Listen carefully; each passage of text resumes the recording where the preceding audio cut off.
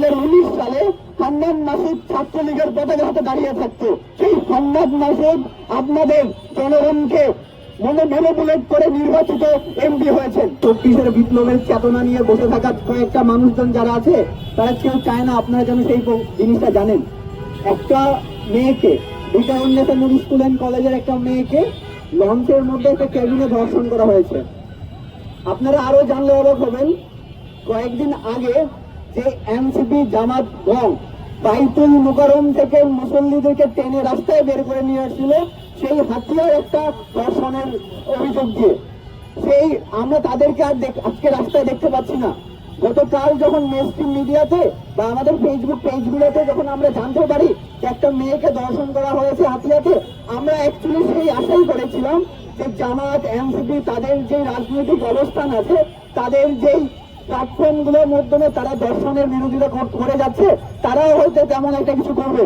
কিন্তু অত্যন্ত দুঃখের বিষয়, তারা কানে তুলা আর মুখে কলা নিয়ে বসে আছে। তারা এই জিনিসের প্রতিবাদ করার মতো সাহস, সৎ সাহস বা অধিকার তারা হারাচ্ছে। কারণ জানেন, কারণটা অনেক অনেক শূন্য। বন্ধুগণ, আমরা আজকে দাঁড়িয়ে আছি কোথায়? রাজু ভাস্কর্যে। এই আমাদের টিএসসির সামনে 2019 সালে হান্নান মাসুদ ছাত্রলীগের পতাকা হাতে দাঁড়িয়ে থাকতো। তার ফেসবুক প্রোফাইলে এখনো সেই ছবি আছে, ওই ফেসবুক প্রোফাইলে এই ছবি দেখা যায়। সেই হান্নান মাসুদ আপনাদের জনগণকে ম্যানিপুলেট করে নির্বাচিত এমপি হয়েছেন।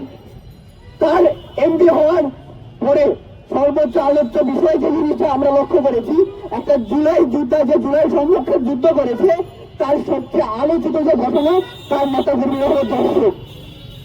হান্নান মাসুদ সরকারের এমপি হয়ে, বিরোধী দলের এমপি হয়ে, সরকারের টাকা খেয়ে আমার আপনার ভোটে নির্বাচিত হয়ে সে এখন দর্শক পাচ্ছে।